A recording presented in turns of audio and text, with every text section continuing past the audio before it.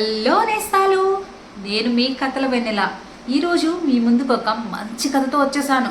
మరి స్టోరీలోకి వెళ్ళిపోదామా? ఒకప్పుడు ఆ ఊరు పచ్చదనంతో కలకల్లాడింది. కానీ గత కొన్నేళ్లుగా అక్కడ సరైన వర్షాలు లేవు. కరువు రక్కసి కరాల నృత్యం చేస్తోంది. బ్రతుకు తెరువు లేక ఆ ఊరి జనం ఒక్కొక్కరిగా పట్టణాలకు, వేరే ఊళ్లకు వలసబాట పట్టారు. ఆ ఊరిలోనే నివసించే వీరయ్య, గౌరమ్మ దంపతులు కూడా ఇక అక్కడ ఉండలేక, కడుపులో ఆకలి మంట భరించలేక నదికి దగ్గరగా పచ్చగా ఉండే కృష్ణాపురం వైపు అడుగులు వేశారు. వీరయ్యకు వంట చేయడం అంటే ప్రాణం. వీరయ్య, గౌరమ్మ నడుచుకుంటూ కృష్ణాపురం చేరుకోగానే ఆ ఊరి పెద్దల్లో ఒకరైన నరసింహ పొలం పనులు ముగించుకొని అటుగా వస్తున్నాడు. బట్టలు నలిగిపోయి నీరసంగా ఉన్న వీరయ్య దంపతులను చూడగానే నరసింహ వారిని ఆపాడు. ఎవరయ్యా మీరు? చూస్తుంటే మా ఊరి వాళ్ళలా లేరే, ఎక్కడి నుంచి వస్తున్నారు? దండాలయ్య బాబు, మాది కాలుమూలనే గ్రామం. మా ఊర్లో కొన్నేళ్ళుగా వర్షాలు లేవు బాబు. పంటలు పండక కడుపు నింపుకోవడానికి ఏదైనా పని దొరుకుతుందేమోనన్న ఆశతో మీ కృష్ణాపురం వైపు ఇలా నడుచుకుంటూ వచ్చాం బాబు. అవునయ్యా, ఏ చిన్న పని ఇచ్చినా చేసుకొని బతుకుతామయ్యా. 2 రోజుల నుంచి పచ్చి మంచినీళ్ళే గతి. అయ్యో పాపం, కరువు గురించి వార్తలు విన్నాను, కానీ అది ఇంత దారుణంగా మిమ్మల్ని ఇలా వలస పంపేంతగా ఉందని అనుకోలేదు. అప్పుడే పొలాల నుండి తిరిగి వస్తున్న కొందరు గ్రామస్తులు వారిని చూసి అక్కడికి వచ్చారు. ఏంటి నరసింహ గారు, ఎవరు వీళ్ళు? మన ఊరి వాళ్ళలా లేరే, ఆ కొత్త మొహాల్లో ఉన్నట్టున్నాయే. అవును లింగయ్య, వీళ్ళు కాలువ మూల నుండి వచ్చారట. అక్కడ కరువు వల్ల బతుకు తెరువు లేక మన ఊరికి పని కోసం వచ్చారు. వలస వచ్చిన వాళ్ళ ఈ రోజుల్లో కొత్త వాళ్ళని నమ్మడం కష్టం కదయ్యా. ఊర్లో ఉంచితే ఏమైనా దొంగతనాలు, సమస్యలు వస్తాయేమో. వాళ్ళ దారిన వాళ్ళని పంపించేయండి. అయ్యా, మేము చాలా మంచివాళ్ళం. కేవలం కడుపు నింపుకోవడానికి మాత్రమే ఇక్కడికి వచ్చాం. మమ్మల్ని నమ్మండి బాబు. లింగయ్య, ఆకలితో మన ఊరి సరిహద్దుల్లోకి వచ్చిన వారిని అవమానించడం మన కృష్ణాపురం ధర్మం కాదు. మన ఊరికి వచ్చిన వారికి మనం ఏదో ఒక పని కల్పిద్దాం. మనకు చేతనైనా సహాయం చేద్దాం. నువ్వు చెప్పింది నిజమే నరసింహ గారు. ఆపదలో ఉన్న వారికి సహాయం చేయడమే మన ఊరి పద్ధతి. ఇంతకీ నీకు ఏ పనులు వచ్చు వీరయ్య? బాబు, నాకు వంట చేయడం చాలా బాగా వచ్చయ్యా. మా ఆవిడ గౌరమ్మ కూడా వంట చేయడంలో సిద్ధహస్తురాలు. పండగ భోజనాలు, పిండి వంటలు ఏదైనా సరే చిటికెలో రుచిగా చేయగలదు. వంట చేయడమా? భలే, సరే, రేపు మా ఇంట్లో ఒక శుభకార్యం ఉంది. చుట్టుపక్కల ఊర్ల నుండి చుట్టాలు వస్తున్నారు. మాకు మంచి వంట వాళ్ళు కావాలి. నువ్వు నీ భార్య కలిసి రేపు మా ఇంట్లో వంట చేస్తారా? నీ పనితనం కూడా చూసినట్లు ఉంటుంది. అయ్యా, అలాగే బాబు, తప్పకుండా చేస్తాం. మీ రుణం తీర్చుకోలేమయ్యా. సరే సరే, అయితే ఈ రాత్రికి మీరిద్దరూ మా ఇంటి వెనుక ఉన్న అరువు మీద విశ్రాంతి తీసుకోండి. రాత్రికి భోజనం అక్కడికే పంపిస్తాను. రేపు పొద్దున్నే వంట పనులను సిద్ధం కావాలి. మీ చల్లని చూపులకి ధన్యవాదాలయ్యా. మీరు దేవుళ్ళ మమ్మల్ని ఆదుకున్నారు. ఆ రాత్రి వీరయ్య, గౌరమ్మ, నరసింహ ఇంట్లో హాయిగా కడుపు నిండా అన్నం తిని ఎంతో ప్రశాంతంగా నిద్రపోయారు. మరుసటి రోజు ఉదయమే లేచి ఇద్దరూ కలిసి నరసింహ ఇంటి శుభకార్యక్రమానికి కట్టెల పొయ్యి మీద వంటలు చేయడం ప్రారంభించారు. మధ్యాహ్నానికి వంటలన్నీ గుమగుమలాడుతూ సిద్ధమయ్యాయి. వీరయ్య అతని భార్య వండిన కమ్మని మామిడికాయ పప్పు, గుత్తి వంకాయ కూర, పాయసం తిని అతిథులందరూ నోరు వెళ్ళపెట్టారు. అబ్బా, ఎంత కమ్మని వంట నరసింహ గారు! ఈ గుత్తి వంకాయ కూర అయితే అమృతంలా ఉందిరా. ఈ వంటలు ఎవరు వండారు? నిన్ననే మన ఊరికి వలస వచ్చిన వీరయ్య, అతని భార్య గౌరమ్మ వండారు. నిజమే నరసింహ, పాయసం కూడా చాలా అద్భుతంగా ఉంది. మన ఊరికి మంచి వంటవాడు దొరికాడులే. వీరయ్య, నీ చేతి వంటతో నా పరువు నిలబెట్టారు. నా చుట్టాలంతా నీ వంట గురించి మాట్లాడుకుంటున్నారు. ఇదిగో నీ కూలీ డబ్బులు తీసుకో. అంతా మీ దయబాబు గారు. మీరు ఆ సమయంలో ఆదరించకపోతే మేము ఎక్కడో రోడ్డు పక్కన ఆకలితో పడిపోయేవాళ్ళం. వీరయ్య, మీరిద్దరూ పని వెతుక్కుంటూ ఇక వేరే ఊరికి వెళ్లాల్సిన పని లేదు. మా ఊర్లోనే ఉండిపోండి. వీధి చివర నాదొక పాత పెంకుటిల్లు ఉంది. అది ప్రస్తుతానికి ఖాళీగానే ఉంది. మీరు ఆ ఇంట్లో నివసించండి.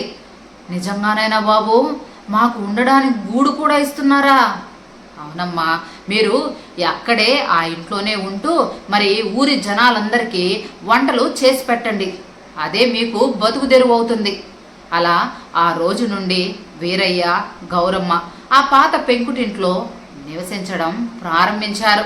కృష్ణాపురంలో ఎవరి ఇంట్లో ఎలాంటి శుభకార్యం జరిగినా పేరంటాలు అందరూ వీరయ్యనే పిలిచి వంటలు చేయించుకునేవారు. వంట చేసినందుకు వీరయ్యకు డబ్బులతో పాటు మిగిలిపోయిన బియ్యం, పప్పు, నెయ్యి మరియు వివిధ మసాలా దినుసులు బహుమానంగా ఇచ్చేవారు. అలా కొద్ది నెలలు గడిచాయి. కొన్ని నెలలు గడిచేసరికి వీరయ్య వద్ద చాలా వంట సామాగ్రి, సామాన్లు, బియ్యం నిల్వలు పేరుకుపోయాయి. ఒకరోజు వీరయ్య ఇంట్లో వంట సామాగ్రిని సర్దుకుంటున్నాడు. గౌరమ్మ, ఇటు చూడు, మన ఇంట్లో ఎంత వంట సామాగ్రి జమయ్యాయో. అవునండి, ఈ ఊరి జనం చాలా మంచివాళ్ళు. మనకి డబ్బుతో పాటు మిగిలిన సరుకులను కూడా ఎంత ప్రేమతో ఇచ్చేస్తున్నారు.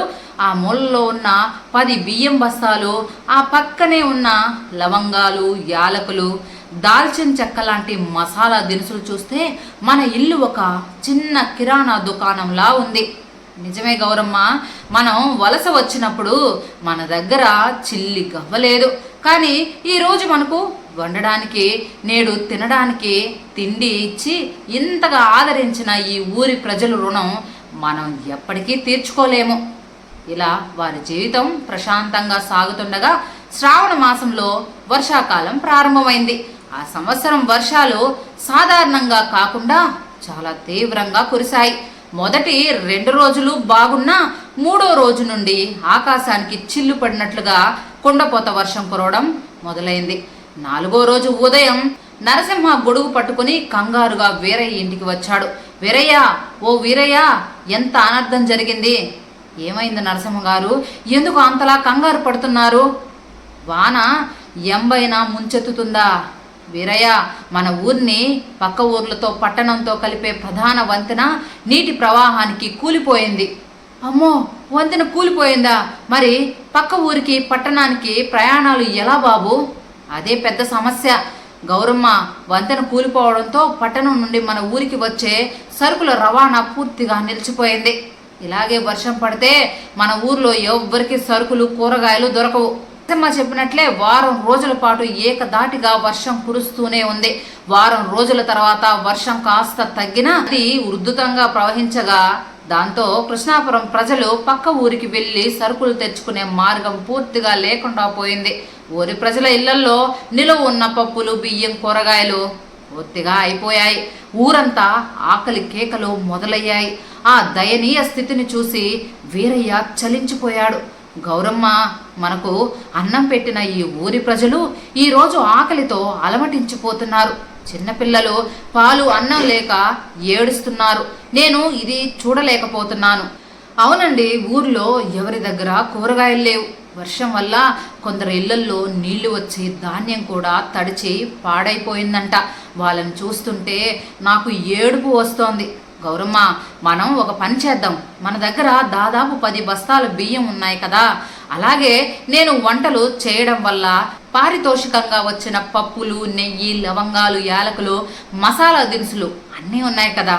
అవునండి, చాలానే ఉన్నాయి కదా. మనిద్దరికి ఒక ఏడాది పాటు సరిపోతాయి. వాటన్నిటితో ఈరోజు ఊరు ప్రజలందరికీ కడుపు నిండా కమ్మటి బిర్యానీ వండి పెడదాం. మన దగ్గర కూరగాయలు లేకపోయినా ఆ మసాలాలు, పప్పు, నెయ్యితో, ఉల్లిపాయలతో గుమగుమలాడే పల్లెటూరి వెజ్ బిర్యానీ చేయవచ్చు. మన ఊరి తోటలో పెద్ద పెద్ద అరిటాకులు పడిపోయి ఉన్నాయి కదా, వాటిని కోసుకురా. అందరికీ ఈ చలిలో, వర్షంలో వేడివేడిగా అరిటాకులో బిర్యానీ వడ్డించి వాళ్ళ ఆకలి తీరుద్దాం. ఎంత మంచి మాట చెప్పారు. ఏమండి, ఖాళీ కడుపులతో వచ్చిన మనల్ని హక్కున చేర్చుకున్న ఈ ఊరి ప్రజల రుణం తీర్చుకోవడానికి మనకు ఇంతకంటే మంచి అవకాశం రాదండి. మన దగ్గర ఉన్న సరుకులన్నీ వాడేద్దాం. నేను బిర్యానీకి కావలసినవి వెంటనే సిద్ధం చేస్తాను. వీరయ్య బయట భారీ అండాల్లో బిర్యానీ చేయడం ప్రారంభించాడు. నెయ్యి, దాల్చిన చెక్క, లవంగాలు సువాసనలో వాన్లో కూడా ఊరంతా పాకాయి. సువాసన పీల్చుకుంటూ వీరయ్య బయట భారీ అండాల్లో బిర్యానీ చేయడం ప్రారంభించాడు. నెయ్యి, దాల్చిన చెక్క, లవంగాల సువాసనలో వాన్లో కూడా ఊరంతా పాకాయి. ఆ సువాసన పీల్చుకుంటూ ఆకలితో ఉన్న గ్రామస్తులంతా వీరయ్య ఇంటి ముందుకు రావడం మొదలుపెట్టారు. వీరయ్య, ఏంటి ఈ సువాసన? రండి నరసింహ గారు, రండి లింగయ్య గారు, మీరందరూ ఆకలితో బాధపడుతుంటే నేను గుడిసెలో దాక్కుని ఎలా చూస్తూ ఊరుకుంటానయ్యా? నా దగ్గర ఉన్న సరుకులతో మన ఊరి కోసం ఈరోజు వేడి వేడి బిర్యానీ వండుతున్నాను. అందరికీ చెప్పండి, కడుపు నిండా భోజనం పెడతాను. వీరయ్య, మా ఇళ్లలో బియ్యం వర్షానికి తడిచిపోయి మేము ఏడుస్తుంటే నువ్వు దేవుళ్ళలా వచ్చి మా కోసం వంట చేస్తున్నావు. ఇంతలో గౌరమ్మ పెద్ద పెద్ద అరిటాకులు పరిచి సిద్ధంగా ఉంచింది. వీరయ్య పొగలు కక్కుతున్న వేడి వేడి బిర్యానీని అరిటాకుల్లో వడ్డించడం ప్రారంభించాడు. ఆకలితో ఉన్న గ్రామ ప్రజలందరూ ఆ అరిటాకులో ఉన్న బిర్యానీని చూసి కళ్ళల్లో ఆనందం నింపుకున్నారు. అబ్బా, ఇది అమృతం వీరయ్య! ఈ చలిలో ఈ వేడి వేడి బిర్యానీ తింటుంటే ప్రాణం లేచి వచ్చినట్టుంది. అవునయ్యా వీరయ్య, నీ చేతి వంట మా ప్రాణాలను కూడా కాపాడింది. నీ రుణం ఎలా తీర్చుకోవాలో మాకు తెలియడం లేదు. అలా అనకండి బాబు, నేను పరాయి వాడినని కూడా చూడకుండా నాకు నేడు ఇల్లు ఇచ్చి నా వృత్తిని గౌరవించి అన్నం పెట్టింది మీరే. ఈరోజు మీరు ఆపదలో ఉన్నప్పుడు నా వంతు సహాయం చేయడం నా బాధ్యత. ఈరోజు ఊరి ప్రజలందరూ కడుపు నిండా తృప్తిగా తిన్నారు. అరిటాకులో తిన్న వేడి వేడి బిర్యానీ రుచి వారి జీవితంలో ఎప్పటికీ మర్చిపోలేనిదిగా నిలిచిపోయింది. కొన్ని రోజుల తర్వాత నది వరద ప్రవాహం క్రమంగా తగ్గింది. వంతెన మరమ్మతులు జరిగాయి. నది శాంతించడంతో ఊరి ప్రజలు పక్క ఊరికి ప్రయాణించి అవసరమైన సరుకులు తెచ్చుకోవడం ప్రారంభించారు. ఊరిలో మళ్ళీ పూర్వపు వాతావరణం నెలకొంది. ఒకరోజు ఉదయం వీరయ్య ఊరి రచ్చబండ దగ్గర పంచాయతీ ఏర్పాటు చేసి వీరయ్య గౌరమ్మలను అక్కడికి రమ్మని కబురు పంపించారు. వీరయ్య దంపతులు భయపడుతూ అక్కడికి వచ్చారు. మా వలన ఏదైనా తప్పయిందా? భయపడకు వీరయ్య, నువ్వు ఏ తప్పు చేయలేదు. నువ్వు మా అందరికీ అన్నదానం చేశావు. వంతెన కూలిపోయి అందరం ఆకలితో అలమటిస్తున్నప్పుడు నువ్వు నీ స్వార్థం చూసుకోకుండా నీ దగ్గర ఉన్న సరుకులన్నిటితో వంట చేసి మా ఆకలి తీర్చావు. ఆ రోజు నువ్వు పెట్టిన అరిటాకు బిర్యానీ మన ఊరి ప్రాణాలను నిలబెట్టింది. అవును వీరయ్య, నీవు చూపిన మానవత్వం, చేసిన సేవ చాలా గొప్పది. దానికి మేము ఏమిచ్చినా రుణం తీరదు. కానీ మా కృతజ్ఞతగా గ్రామ పెద్దలందరం కలిసి ఒక నిర్ణయం తీసుకున్నాం. ఏంటది బాబు? వీరయ్య, ఈ ఊర్లో ఉన్న 1 ఎకరం సారవంతమైన భూమిని గ్రామస్తులంతా కలిసి నీ పేరు మీద రాస్తున్నారు. ఇది మన కృష్ణాపురం ప్రజల తరపున నీకు సమర్పిస్తున్న చిన్న బహుమతి. అయ్యో వద్దు బాబు, ఇంత పెద్ద బహుమతి నాకు వద్దయ్యా. నేను చేసింది చాలా చిన్న సహాయం.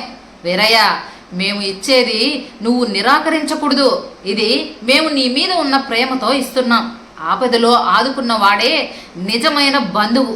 నువ్వు మా ఊరి బంధువువి మాత్రమే కాదు, మా కుటుంబ సభ్యుడివి. వీరయ్య గ్రామ ప్రజల ప్రేమకు తల వంచి ఆనంద బాష్పాలతో వారి బహుమతిని స్వీకరించాడు. వీరయ్య గౌరమ్మ దంపతులు ఆ ఊర్లో ఎంతో సంతోషంగా గౌరవంగా జీవించారు. ప్రతి సంవత్సరం వర్షాకాలం రాగానే వీరయ్య ఊరి ప్రజలందరినీ పిలిచి తన సొంత ఖర్చులతో ఆ అరిటాకు బిర్యానీని వండి పెట్టడం ఒక ఆనవాయితీగా మార్చుకున్నారు. నేస్తమా, ఈ కథలో నీతి, ఆపదలో ఉన్నప్పుడు సాటి మనుషులకు సహాయం చేయడమే మానవ జన్మకు పరమార్థం. మనకు ఆశ్రయం ఇచ్చిన వారి పట్ల, సహాయం చేసిన వారి పట్ల మనం ఎప్పుడూ కృతజ్ఞతతో ఉండాలి. మనం స్వార్థం లేకుండా ఇతరులకు సహాయం చేసినప్పుడు సమాజం మనల్ని అంతకంటే ఎక్కువ ఆదరంతో తిరిగి సత్కరిస్తుంది. అబ్బా, ఏం స్టోరీ కదా! అదిరిపోయింది. నాకైతే సూపర్గా నచ్చింది. మీకు నచ్చుంటుందని నేను అనుకుంటున్నాను. Thank you friends. సబ్స్క్రైబ్ మాత్రం చేయడం మర్చిపోకండి. మరి ఇలాంటి మరిన్ని మంచి వీడియోస్ చూడాలి కదా.